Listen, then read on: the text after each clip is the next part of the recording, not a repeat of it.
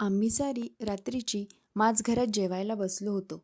मात्र घरात रोजच्यासारखं वातावरण नव्हतं. नानीजी रोज जेवताना मोठ्या काकाजींशी बोलायचे. कचेरी, तारखा, केस, घर, सौदा, वकील असले शब्द असलेल्या गोष्टी करायचे. त्या गोष्टी आज बंद होत्या. आम्हा मुलांना अशी मुकाट्यानं जेवायची सवय नव्हती. आम्ही सारी जेवायला बसलो की घर कसं गरजून उठायचं. मोठ्या काकाजींबरोबर आम्ही जेवणाच्या सुरुवातीला वदनी कवळ घेता म्हणू लागलो की धाकटी काकी कान झाकून घ्यायची आणि दादीमाय म्हणायची, "माह घर कसं भरलं गोकुळ आहे." आम्हा मुलात मोठ्या काकाजींचा परशुराम जरा मोठा होता. त्याला कशा कोण जाणे, पण मोठ्या माणसाच्या साऱ्या गोष्टी कळायच्या. त्याला मी खुणावून आज असं का म्हणून विचारलं. तो च्या भाषेतच म्हणाला, "चला तू चकये चष्टगो चौकठा चहे का चनतिको चष्टगो चपल्याला चताआ चव्यानं चरातग चहायलारा चैचंजा चहेया." परशुराम असं म्हणाला तरी आम्हाला नव्या घरात लवकरात लवकर का राहायला जायचं आहे ते कळेना. नमीला आमची ची भाषा कळत नव्हती. ती माझ्या पाटाशेजारी सरकून म्हणाली, "ए परशू, काय म्हणाला सांगणार रे?" "अगं, आपल्याला किनी नव्या घरात राहायला जायचं आहे." काकाजींना विचारलं. "काकाजी, हो काजी, आपल्यास नव्या घरात राहायला जायचं आहे काजी?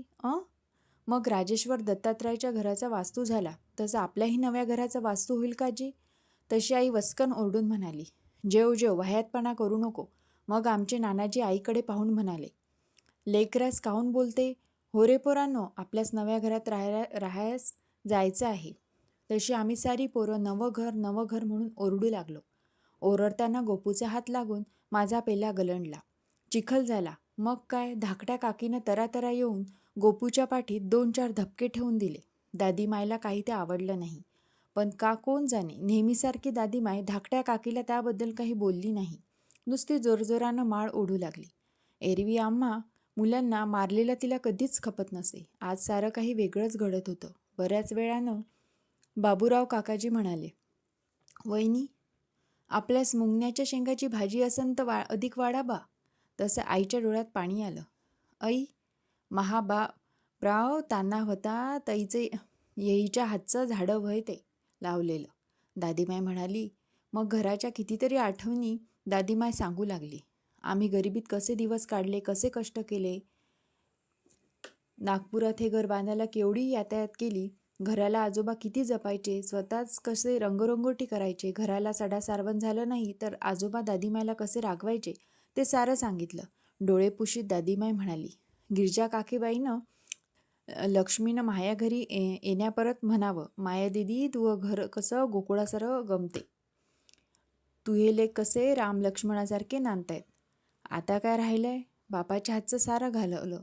एवढं घर राहिलं होतं सावलीत तर तेही." आणि दादीमाय पदरानं तोंड दाबून रडू लागली. तिला नानाजींनी मोठ्या काकाजींनी समजावलं. आमची जेवण आटोपली. अंथरुणावर झोपायला गेल्यावर परशूनं सांगितलं, "आपलं किनी बा 10 वर्षापूर्वी मोठं कापडाचं दुकान होतं. ते दुकान डुबलं आणि आपल्याच कर्ज झालं. त्याचंच तर कचेरीत भांडण चालू होतं. त्या कर्जासाठी आपलं घर आज विकलं." "विकलं का रे आपलं घर?" नमीनं विचारलं. "म्हणून दादीमाय रडली का रे?" गोपूनं विचारलं.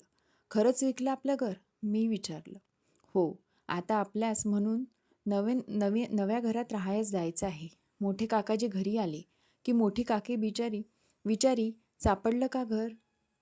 "कायचं सापडते एवढ्या लवकर?" आईसुद्धा कधी नानाजींना विचारी, "तपास नाही लागला का घराचा? इतवारीत पाहायचं असतं." "पाहिलं, पण स्वतःच्या घरा एवढं मिळते का कोठं? आणि इतवारीत घेऊन कसं निभल? बाबूरावास आपीच दूर पडते म्हणते तो." आणि कधी धाकटी काकीसुद्धा बाबूराव काकाजींना एकटं गाठून म्हणे, "कशाला भानगडीत पडता मोठ्या घराच्या? होतं स्वतःचं घर, ते तर तुमच्या भावानी घालवलं. आता करायचं काय एकात राहून? मुंबईला एका खोलीतसुद्धा संसार करतात." अगं, पण दादीमायना मायस काय वाटन? दादीमाय मात्र काहीच बोलत नसे. घर मिळालं याबद्दल चुकून विचारत नसे. आताशा तिनं सकाळचा स्वयंपाक करणंसुद्धा सोडून दिलं होतं. ती नुसती देवघरात बसून राहायची, सारखी माळ जपायची, मधून पदरानं डोळे पुसायची. आमच्याकडे आताशी शेजारी पाजारी भेटायला येत. आम्ही घर विकलं याची खोटी हळहळ व्यक्त करत. त्यांच्याशी सुद्धा दादीमाय धड बोलत नसे. सारी म्हणत दादीमायला कशाचा तरी धक्का बसला आहे. परवा नानीजी रात्रीचे जेवण उशिरा घरी आले. एकटेच जेवायला बसले. मला झोप येत नव्हती. म्हणून मीही स्वयंपाकघरातच बसलो होतो. खरं म्हणजे मला एकट्याला आमच्या माडीत भीती वाटायची. म्हणून आईचं काम आटपायची मी वाट पाहत होतो. नानाजीला आई सांगत होती, सासूबाईचं काही ठीक दिसत नाही. काहून? रात्रीच्या उठवतेत साऱ्या भिंती चाचपडत रडतेत. मस्त वाटते का? का? न जाणो जुनं माणूस आहे. कोठं काही मामाजीच्या हातचं पैसा अडका म्हणा का सोनं नाणं म्हणा, रोवून तर नसन ठेवलं ना भिंतीत. कायचा पैसा अडका न कायचं सोनं आलं. म्हातारीचा सारा जीव या घरात माती गोट्यात कालवला आहे. न मग नानाजींनी डोळे पुसले. मुदतीचा 1 महिना संपत आला. आम्हा साऱ्यांना पुरेल एवढं मोठं घर काही आम्हाला मिळालं नाही. एक दिवस बाबूराव काकाजींनी त्यांच्या बंडीवर 2 खोल्या मिळायचं सांगितलं. नानाजींनी सुद्धा चिटणीसपुऱ्यात माडीवरच्या 2 खोल्या मिळवल्या होत्या. मोठे काकाजी मस्कासातेत द्वारकाबाई चंद्रपूरकरांच्या वाड्यात राहायला जाणार होते. घर मिळाल्यापासून घरात रोज धुसफूस चालू होती. भांड्या कुडण्याच्या सामानाच्या वाटण्या काही मनासारख्या होत नव्हत्या. आम्हा मुलात सुद्धा रोज 2 गोष्टीची वाटणी चालायची. एक म्हणजे पितळी पिंजऱ्यातला रागू आणि दुसरी म्हणजे आमची दादीमाय. आम्हा साऱ्यांच्या मुलांना त्या दोन्ही गोष्टी आपापल्या घरी हव्या होत्या. त्यांना आमची सुद्धा वाटणी जमत नसे. आमच्यात सुद्धा कडाक्याची भांडणं व्हायची. अगदीच जास्त झालं की दादीमायजवळ जायचो. परशू विचारायचा, दादीमाय तू कोणाची व? बापा परशुराम, मी तुहीच आहे. दादीमायनं परशुरामला असं म्हटलं की मी विचारायचं, दादीमाय माझी नाही का हो तू? मुकुंदा पिल्ल्या, तुझीच आहे मी. आणि दादीमायनं मला असं म्हटलं की गोपू विचारायचा, दादीमाय आमची नाही तू? कशी नाही बापा, सारायचीच आहे मी. आमची भांडणं त्यानं उलट अधिक वाढायची. आमची भांडणं वाढली की दादीमाय चिडून म्हणायची, लाह्याने तसेच मोठे तसेच.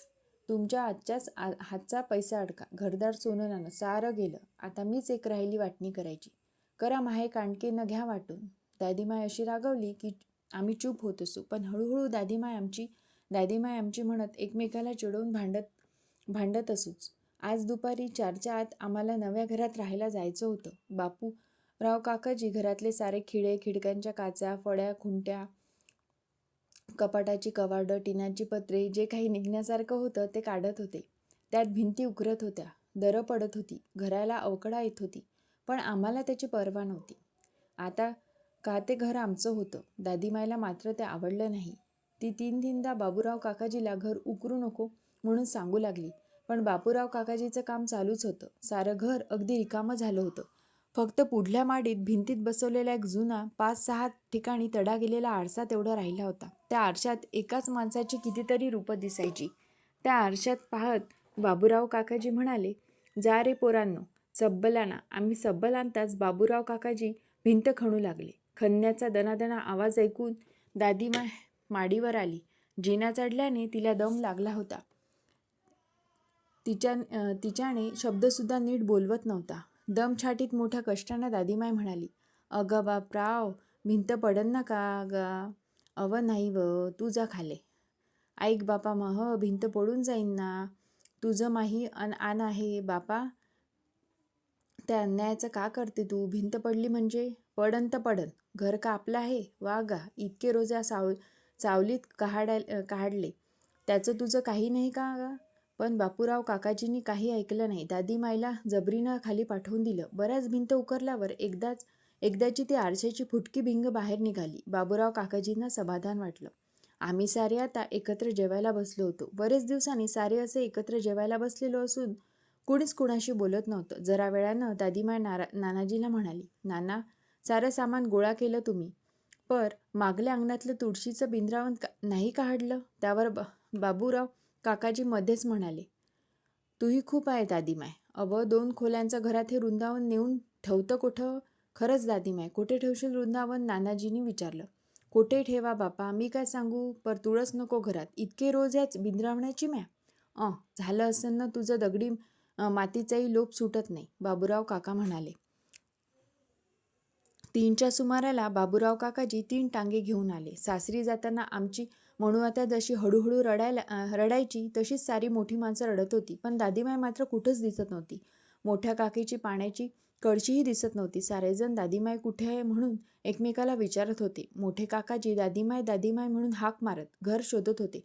नानाजी कसल्याशा भीतीनं विहिरीतही डोकावून आले होते. मग बाबूराव काकाजी माडीवर गेले. 5-10 मिनिटांनी एक हातात मोठ्या काकीची पाण्याची कळशी आणि दुसऱ्या हातात दादीमाईचा मातीने भरलेला हात धरून ते खाली आले. दादीमाईचं सारं अंग चिखलानं माखलं होतं. दादीमाई धापा टाकत होती.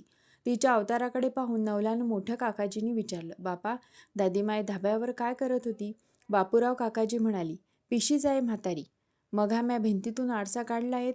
भिंत उखरली, त्याच गारा करून लिपत होती. मोठ्या काकाजीनं दादीमाईला आपल्या टांग्यात बसवलं. दादीमाई लहान मुलांसारखी हुंदके देऊन रडत होती. 3 दिनता घराला हात जोडत होती. टांगेवाल्यांनी चाबूक मारताच 3 दिशांना आमचे टांगे चालू लागले. हळूहळू आमचं घर आमच्या डोळ्याआड झालं.